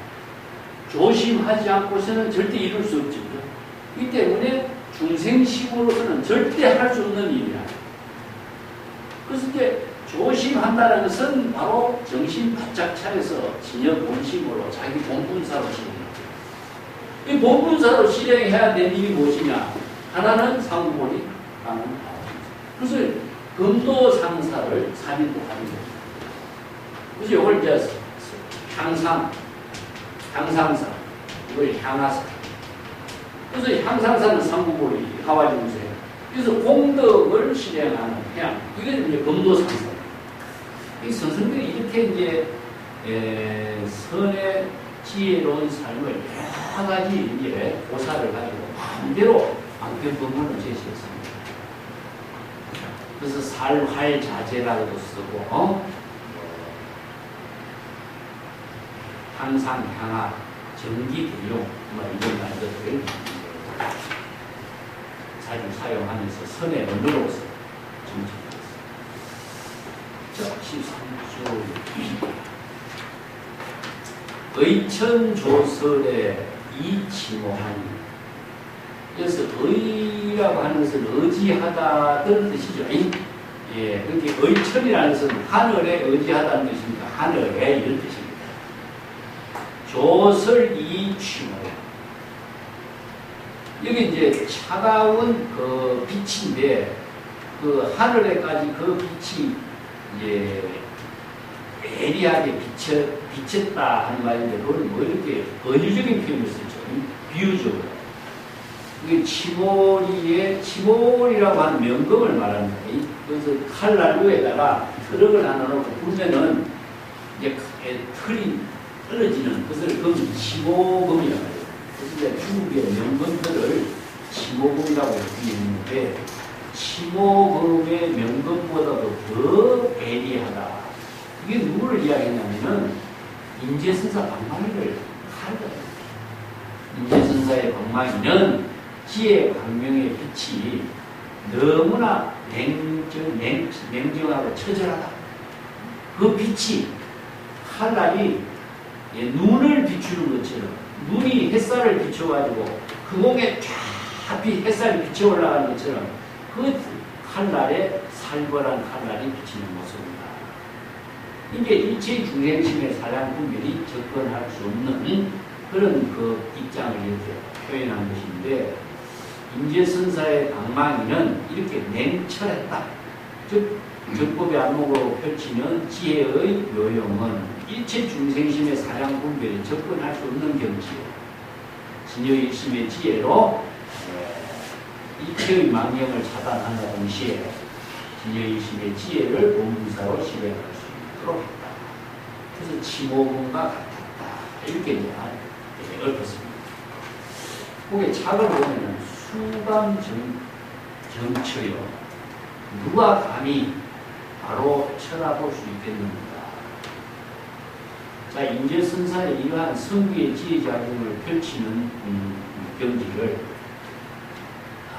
안목이 없는 사람이 과연 대양에서 쳐다볼 수 있겠느냐. 안목이 없는 사람은 상대할 수가 없을 것이다. 이런 의미죠. 그죠? 쳐다본다라고 하는 것은요, 서로 안목을 갖춘 사람만이 그 경지를 볼 수 있다는 이야기죠. 다른 사람들은 도대체 쳐다봐도 무슨 뜻인지 모르기 때문에 눈이 멀어버린다 이렇게 표현해요. 봐도 모르잖아요. 그죠? 봐도 저것이 자기가 알 수 없는 세계는 봐도 보이지 않는 거예요. 들어도 무슨 말인지 모르는 거죠. 그런 경지를 바로 이제 뭐 시인이 아니면은 시를 논하지 말라든가 뭐 지연관계가 아닌가 이런 말로 쓰는데 그런 경지에 인재와 같이 거응하는 안목을 갖추어서 같이 성기의 지혜를 나눌 수 있는 사람이 과연 누구겠느냐 이런 의미를 내포하고 있습니다. 그래서 인재선사가 품격이 높다, 차원이 높다 이런 말은 인재선사와 같이 그런 안목을 갖춘 선생이 과연 얼마나 되겠느냐 이런 의미를 이제 착으로 두고 있습니다. 14쪽을 봅시다. 1등 영행의 자의교리. 이 1등은 이제 평등하게 한결같이 똑같은 경지를 1등이라고 합니다. 한결같이 똑같이 영은 바로 정법의 명령이니까 정법의 지혜작용을 펼치는 겁니다. 그래서 한결같이 일심의 지혜를 똑같이 실행하지만은 자미는 각각 다르다. 이게 자미가 무엇이냐면 법락을 말해요. 우리가 똑같은 이제 법문을 제시할지라도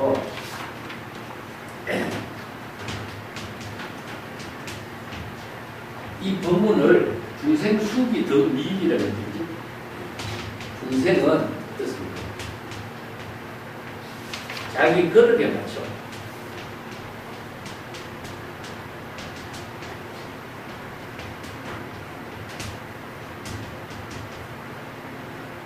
이 법이 이걸 우리가 다르게 해도 법부라고 합니다. 똑같은 법부를 함로 법부를 내려주고 중생은 각자의 자기가 갖고 있는 그릇이 달라. 그릇이 다르기 때문에 그 법의 이익을 받아들이는 것은 각각 다르다. 자, 여기서 이제 다른 말을 해요. 정법의 안목을 갖춘 사람하고, 안목에 따라서 어부를 받아들이는 법락이 다르다. 법락. 이 법락은 법피 선열다. 이게 선생들의 법문이 차원이 높은 법문을 해도 그 지혜가 없고 안목이 없는 사람은 그것을 자신이 자수용하는 힘이 약해. 그래서 조금 일부분만 수용할 수밖에 없다. 이런 뜻입니다. 여기서 우리가 원주하고 전자입니다. 원주와 전자는 똑같이 진여일심의 지혜의 법문으로 윤재선사가 설법을 하고 법문을 제시하고 했는데도 이 두 사람들은 이 법락을 이루고 법락을 수용하는 능력은 각각 다르다. 한결같이 똑같이 평등한 진여일심의 지혜를 실행했지만은 법락의 수용은 각각 다르다. 이렇게 표현했어요. 그래서 윤재선사의 법문을 그대로 다 수용할 수 있는 안목을 부족하지 못했다. 이런 의미죠. 저초가 사름이라. 이 초는 이게 시초를 말합니다. 저 시초는 살음이라고 하는 것은요, 살자를 쇠자라고 하는데 너무나 지독하다 이런 뜻입니다. 그래서 시초는 너무 시다. 너무 시기 때문에 사람들이 맛을 보려고 하지 않아요. 이게 맛볼 수가, 맛보기도 힘들다. 이런 의미죠. 그렇게 시초를 가지고 있는데, 그 밑에 자주 쓰는 그 선생들의 본문이 무엇이냐면, 그 임재록에도 나옵니다만은, 임재록 47-2고 부분이죠. 황벽선사와 임재선사가 성리지에 대해서 그 이산여구 선사가 이렇게 평가합니다. 변해가 스승과 같으면 스승의 지혜와 덕을 반감시키는 것이고, 변해가 스승보다 뛰어나야 비로소 스승의 정법을 전수할 수가 있다. 이게 이제 뭐 조단들도 전하지만은 이걸 초사직이라고 그래요. 우리가 이제 청출어람이라는 말 쓰죠. 똑같은 말인데 선에서는 초사직이라. 스승을 능가하는 지혜를 제자가 갖추게 된다는 거죠. 그래야 전등을 이룬다. 보통 스승보다도 못하는 입장을 우리가 많이 강조하고 있는데 중국의 선은 그렇잖아요. 초사직.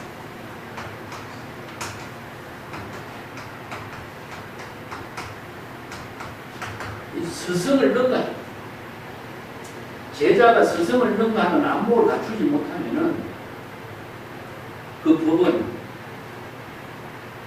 꽃을 핍니다. 그래서 달마의 정법계도 일화계 오염이라든가 결과 자연성이라고 말씀인데, 제자가 뛰어나야 이 법이 전승입니다. 그래서 이제 정법의 안목을 부족하는, 정법의 안목을 갖춘 제자를 키우기 위해서 선생들이 자기의 혼신을 다 쏟는 거죠. 그것을 자기 본분사로 했어요. 이것은 뭐 세간에서 뭐 혈통을 잘 이렇게 유지시키기 위해서 하는 뭐 재산을 물려주는 이런 일보다도 스승들은 정법을 개성해서 정법이 널리 많은 사람 중생을 구제할 수 있는 원력형을 실행할 수 있도록 하는 그 일을 본분사로. 그래서 제불, 이게 보는 일입니다. 제불의 보는 일입니다. 네.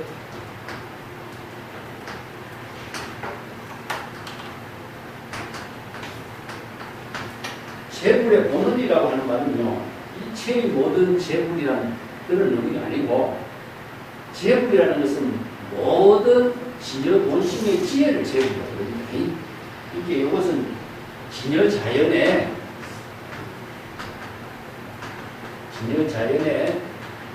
본분의 생명입니다. 이런 것입니다.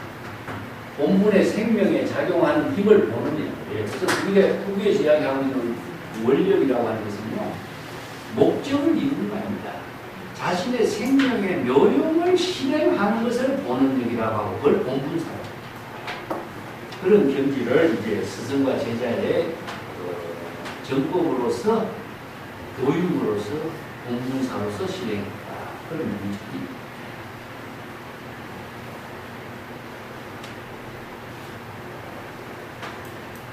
14쪽에 계속 봅시다.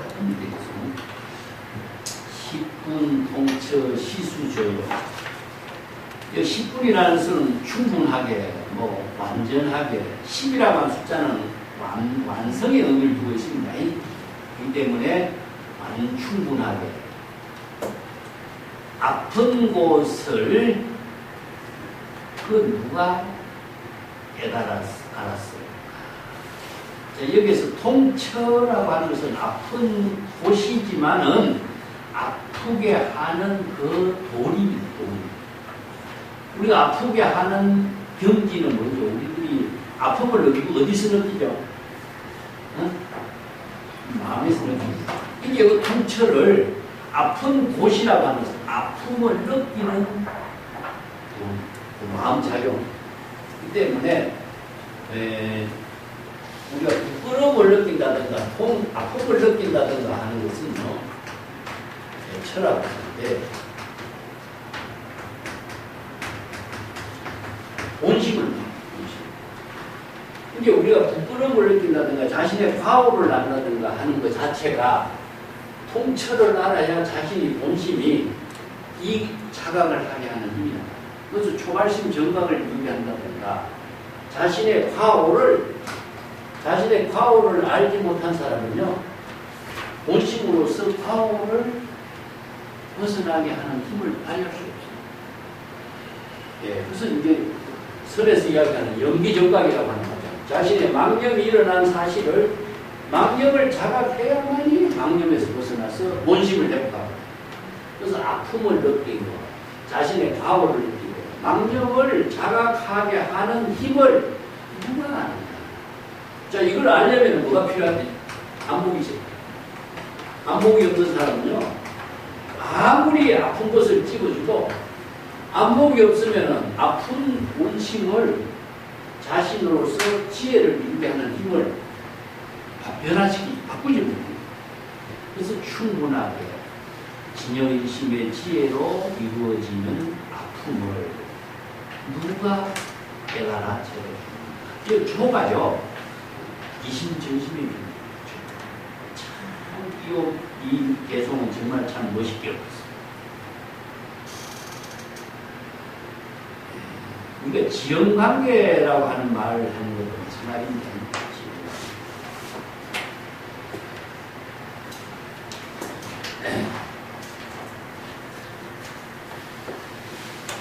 인재선사가 본문을 제시한 것은 자신의 뜻을 전하는 게 아니거든요. 제자가 정법의 안목을 부족해서 스스로 정법의 안목을 부족하게 하는 힘을 제시한 거거든요. 그래서 예를 들어서 우리가 열자에서 이야기하는 지연관계를 한번 보면, 난 지연관계를 이심전심이라고 해요.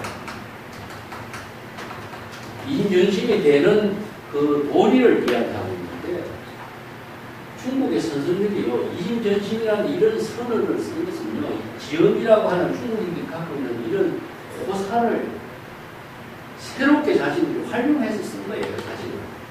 예를 들어서, 열자에서 쓴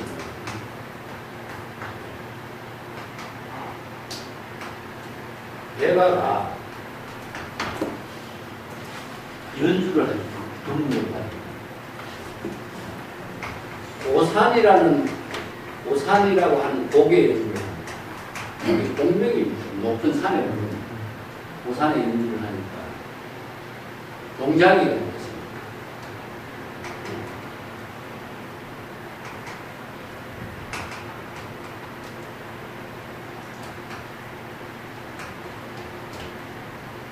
높은 산이다. 높은 산이다. 이해하라. 이게 배가 같은 겁니다. 유수, 물이 흐르는 곡을 연주합니다. 넓고 넓은 바다에 물이, 강물이 흐른다. 이렇게. 자, 이게 뭡니까? 그 산을 이야기하면 산의 가치거든요. 곡을 연주할 때 물이 같이 흐르는 입장을 자신이 이야기합니다. 자, 이것은 궁극적으로 뭐죠?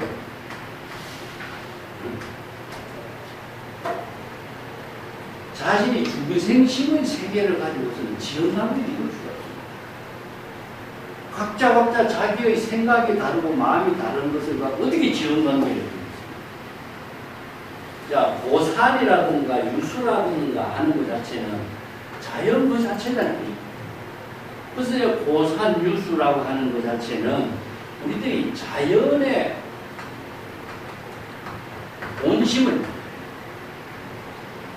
그래서 지연관계가 된다라고 하는 것은 중생심이라든가 자아의식이라든가 망념이 소멸되고 각자 자연과 같은 본심의 복을 본심으로서 수용하고 본심으로서 이해하는 경지가 되었을 때 지연돼요. 자, 선에서 이거 뭘까? 진여 본심은 스승도 진여 본심, 제자도 진여 본심이 되어야 이심입니다. 스승과 제자가 어떻게 이심전심이 되겠어요? 스승의 마음이 이 마음이고 제자의 마음이 이 마음이고 어떻게 알아요? 중생심으로서는 절대 이심전심이 될 수 없어요. 그래서 스승도 진여 본심의 지혜로 본분사를 실행하는 거예요. 제자도 진여 본심의 지혜로 작용하는 거예요. 네? 이것이 있어요. 그렇기 때문에 고산과 종자기의 회상,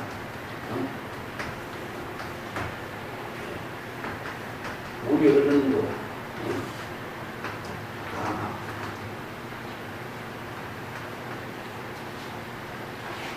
전부 다 자연입니다. 이 자연, 이것은 열자라고 하는 책은 장자와 같이 자연의 중국인들이 노장자 열자는 자연의 사고에 소재를 두고 있는 그런 사상 체계를 갖고 정리하는데, 무의 자연의 경지가 되지 않으면 지성관계를 이룰 수 없는 것처럼 선에서 이신열심의 경지는 진여본심의 지혜가 되지 않고서 이신열심이 그 경지를 이야기해요. 스승과 마음, 제자의 마음이 어떻게 이신열심이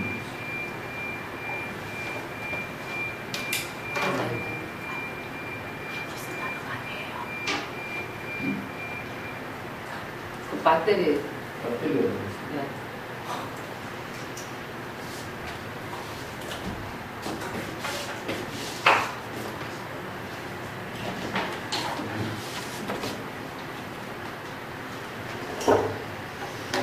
또 지음이라고 하는 말을 우리가 다시 한번 정리해 볼 그런 의미를 가지고 있는데,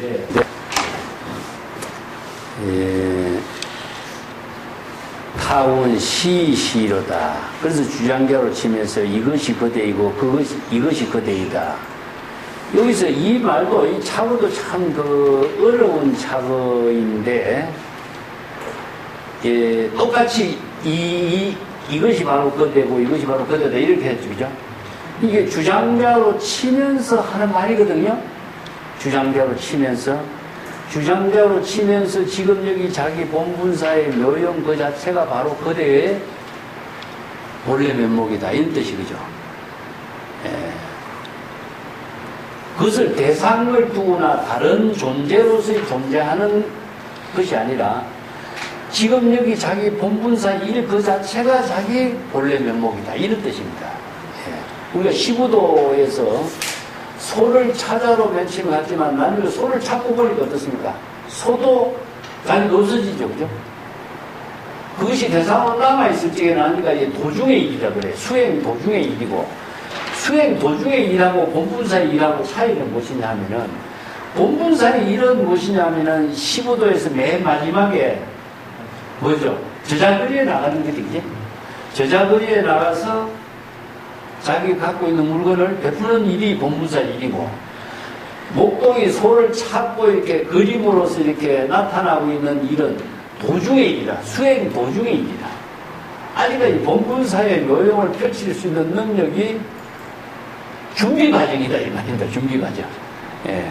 그래서 이제 원상 하나로 완전히 이루어졌을 적에는 소도 사람도 없어져 버렸어. 거기에서 본래로 되돌아간 본래 면목이 회복됐고, 거기에서 원력행을 본원적으로 작용하는 행을 본분사로 작용하는 행을 시부도에서는 이제 저자거리에 나가는 거예요. 그 그림 구도가 그걸 잘 설명을 해주고 있는 거죠. 그 도중의 일이라고 하는 말이 참 그 인재로 나오는데,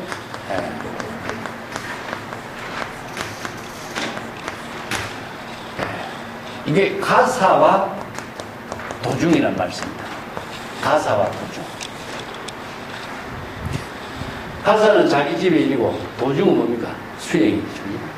근데 이제 가사와 도중의 일이 둘이나 따로따로 있는 건 아니잖아요. 그죠? 그걸 임재로 해서 나중에 쓰래요. 자, 평창을 한번 봅시다.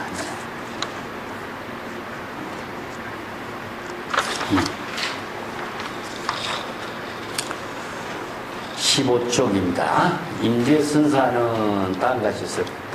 어느 때는 사람, 주관을 뺏고 어느 때는 대상을 안고 어느 때는 사람과 대상 경계를 모두 함께 뺏는다. 만약 사람과 경계 그 가운데 있는 사람을 만나면 곧바로 불성이 전체로 여실하게 지혜로 작용하게 하니 이것이 임재선사의 선풍에 격조가 높다는 것이다. 또 임재선사는 손에서 나오면 손으로 치고 눈에서 나오면 눈으로 치고 사방팔방에서 오면은 해오리 바람처럼 친다. 이 방망이로 쳐날리는 것을 말하는데 요 앞에 인경구 양탈, 양구탈 이런 게 요 사료관이라고 해서 이 사람은 무엇이냐면 주객입니다. 주객인데 이 선생들이 사용하고 있는 그 이런 언어가요 참 이해하기가 좀 어렵죠.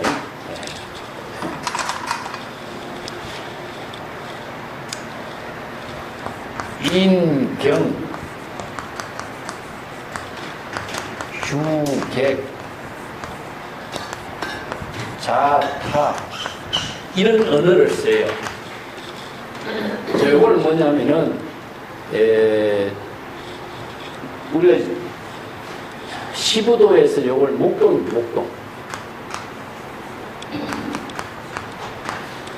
목동하고 소를 이렇게 표현합니다. 이건 구도인하고 본래인하고 이렇게 표현해요. 근데 보면은 사람을 치고 경계를 치고 이게 주를 치고 객을 치고 이게 대상을 따로 있는 것이 아니라 자신의 마음 작용에 일어나는 주관적인 사고, 의식의 대상 경계 이것을 이제 이렇게 본인이 자각해서 쳐날려버린다 이런 뜻입니다. 그래서 나중에 이제 인경 구탈이요 모두 다 쳐날려버려요. 그 뭡니까? 본래 무인으로 되돌아가게 하는 거죠. 이런 표현들이 인경이라든가 이게 임재록에서는 사료관이라고 했고 조동종에서는 구지신 오이로 표현하고 이렇게 표현하는 내용이 달라요. 그래서 임재선사의 그 선풍은 이런 방편 본문을 통해서 격조 높은 선풍의 본문을 쓰라고 했다. 손, 눈, 어느 곳에도 그게 뭡니까? 우리가 손, 눈이라고 하는 것은 우리의 행동, 의식으로 대상에 두고 있는 거죠. 그죠? 손에서 나온다, 눈에서 나온다는 말이 뭡니까? 내가 눈을 의식하고 내가 손을 의식하는 거죠. 그래서 대상 경계를, 어떤 대상 경계를 의식하다가 대상 경계를 다 쳐날려버린다. 대상 경계를 다 소멸시킨다는 뜻이거든요. 사방팔방에서 오면 어떻게 하겠느냐? 해월바람처럼 쳐날린다. 어떤 것이든지 간에 대상 경계를 두지 않는다. 그 무신무사의 경지를 철저하게 자본분사로서 대상 경계를 두지 않는 입장을 이렇게 표현했습니다.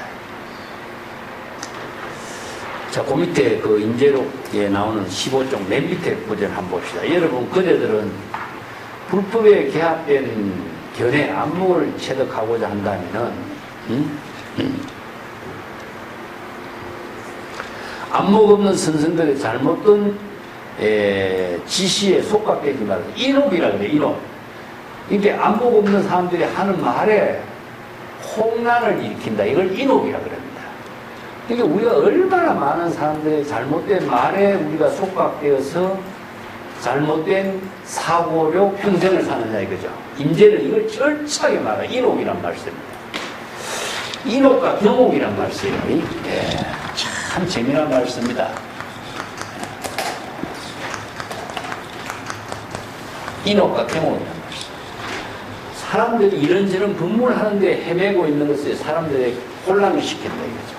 그래서 대상 경계에 혼란시킨다든가 이런 말씀을 쓰는데 그 많은 사람들이 잘못된 선생들의 지시에 속박되지 말아야 합니다. 안목이 없는 사람도 모르죠. 그래서 안목을 갖추라 이런 뜻입니다. 마음, 안과 박, 의식의 대상 경계에 만나는 것은 모두 곧바로 죽여버리라. 이 죽여버리라는 것은 뭐냐? 텅 비워버리라는 뜻입니다. 그래서 이제 부처를 만나면 부처를 죽이고, 조사를 만나면 조사를 죽이고, 나안을 만나면 나안을 죽이고, 부모를 만나면 부모를 죽이고, 친척 권속을 만나면 친척 권속을 죽여야 해탈을 한다. 이렇게 해야 어떠한 의식의 대상 경계도 구속되지 않고 자유자재하리라. 제 방에서 찾아오는 많은 구도자들은 대개 의식의 대상 경계 사물에 의존하고 있으니 나는 지금 여기서 처음부터 때려 부숴버린다. 손으로 제시하면 손으로 때려 부시고, 입으로 제시하면 입으로 때려 부시고, 눈으로 제시하면 눈으로 때려 부시니 지금까지 안목 없는 선생들의 잘못된 지시를 떨쳐버리고 홀로 당당하게 찾아오는 자가 한 사람도 없다. 오직 모두가 한결같이 옛 사람들의 쓸데없는 엄구와 방편의 말에 의존하고 있다. 임재선사만큼 이게 통쾌하게 법문한 사람이 어디 있어요? 여기에서 부처를 만나면 부처를 죽이고 조사를 만나면 조사를 죽이고 이 말이 무슨 말이냐면은 언어입니다. 언어. 부처라는 명구. 부처가 어디 있어요? 실체는 없지. 우리가 부처라고 하는 말에 실체가 있다고 생각합니다.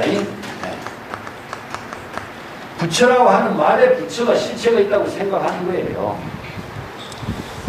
부처라고 하는 명상을 비워야 명상에서 벗어난다. 이런 뜻입니다.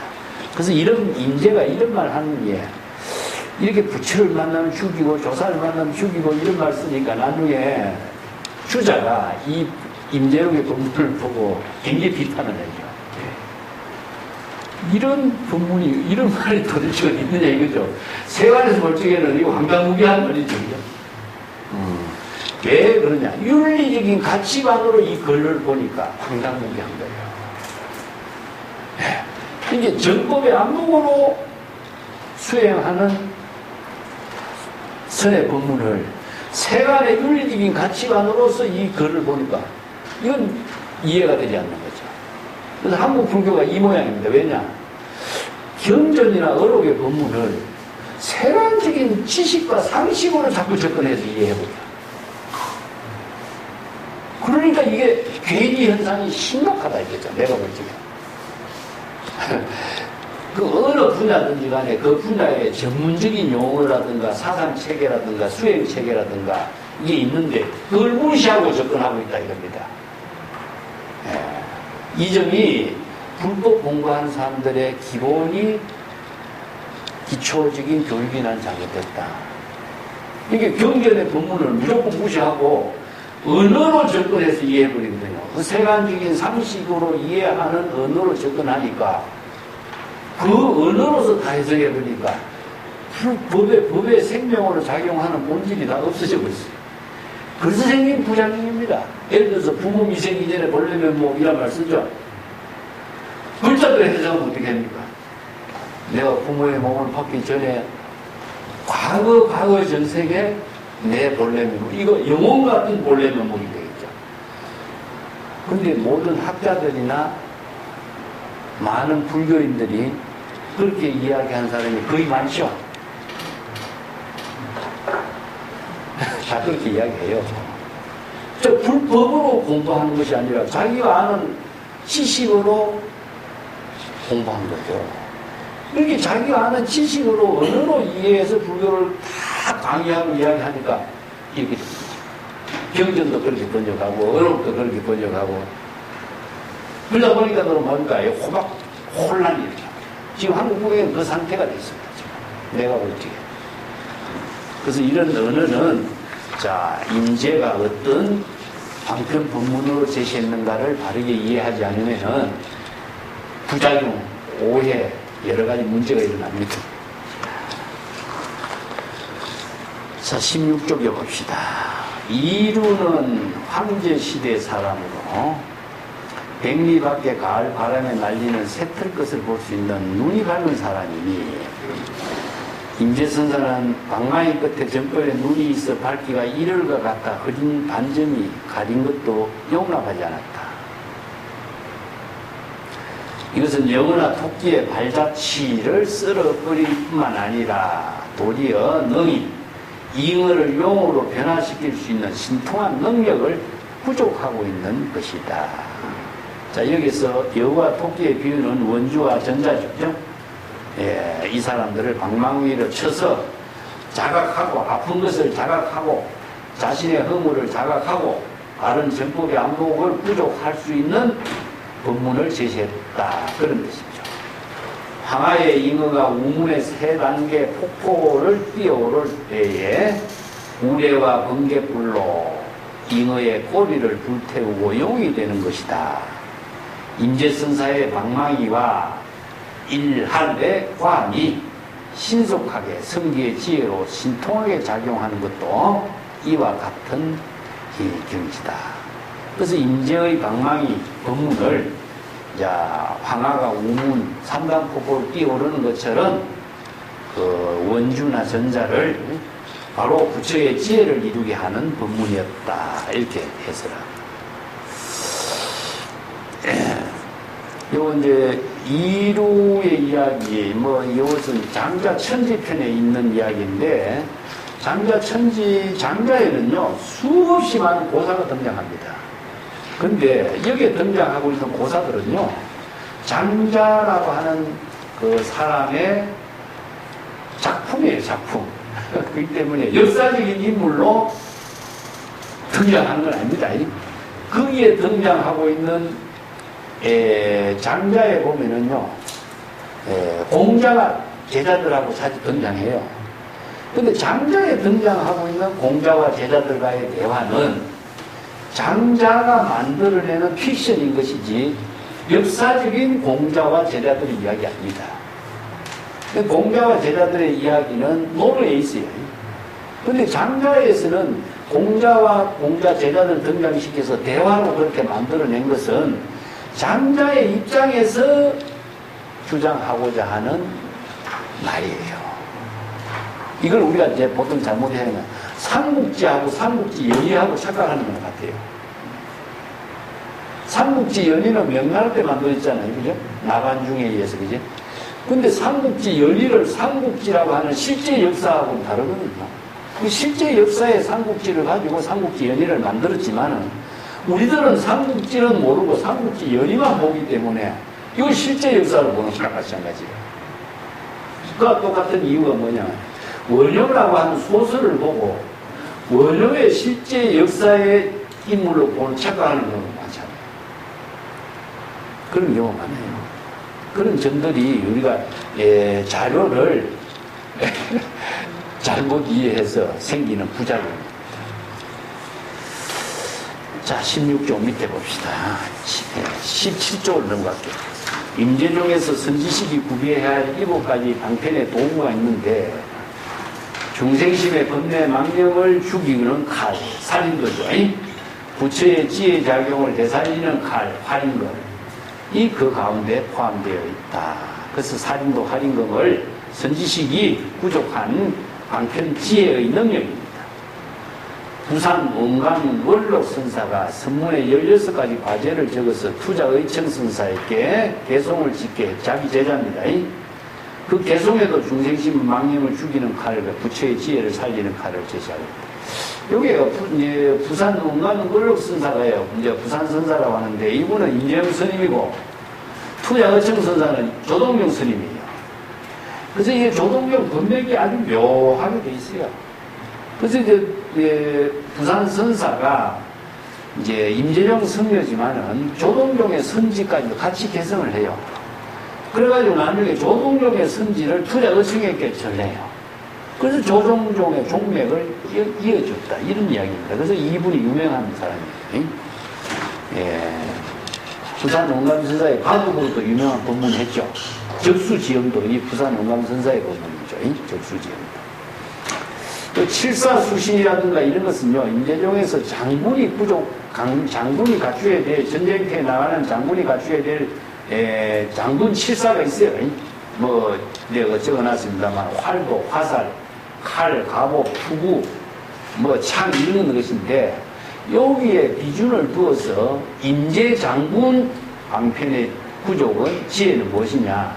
그 선생들이 갖춰야 될 그 칠사수신 내가 그거 적어놨습니다. 살인도, 활인도, 뭐, 방편의 지혜를 펼치는 거예요. 그 다음에, 각답실지라는 것은, 행리가 예법하게 개업하는 거. 향상관리라는 것은 향상일로 종지를 창구하는 것. 격의설법, 사량분별을 초월해서 부처의 지혜를 이루도록 하는 설법의 능력. 뭐, 또, 납성탑이라는 것은 본래 면목을 깨달아 체득하고 안목을 부족하게 하는 것. 탕관영촉, 분명하게 정법과 사고를 판단할 수 있는 능력. 이런 이제 선지식이 수행자들을 지도할 수 있는 이런 능력을 갖추지 못하면은 임재종에서 선지식으로 역할을 제대로 하지 못한다. 그래서 이제 임재 칠사법이라, 칠사수신 이런 말을 씁니다. 그것은 뭐 참고해서 읽어보시기 바랍니다. 자, 18쪽에 봅시다. 설두선사가 파른선사 치모금에 대해서 개송을 다음에 엎었는데 공평하지 못한 것을 공평하게 하니 칼을 쓰는 이유를 말합니다. 훌륭한 솜씨는 졸렬한 것처럼 보입니다. 이건 이제 노자에 있는 말이죠. 혹은 손가락으로 혹은 소나기로 하늘까지 뻗치는 빛이 눈을 비춘다. 요 구절을 여기서 인용을 했어요. 그래서 요걸 개송을 여기다 소개를, 편창에다 소개를 합니다. 그래서 이제 살인도 활인금에 아주 시퍼런 칼날에 빛이 중생심의 사량분별을 모두 접근할 수 없는 경지에 묘용을 펼친 것을 이제 표현했는데, 이 노자의 말도 대교 양룰이요 하는 말인데 아주 훌륭한 것은 조금 졸렬해 보인다. 대졸이란 말씀입니다. 그래서 이번에 그 스스키 다이네스 같은 사람은 자기 호를 이 대졸이라고 말씀입니다.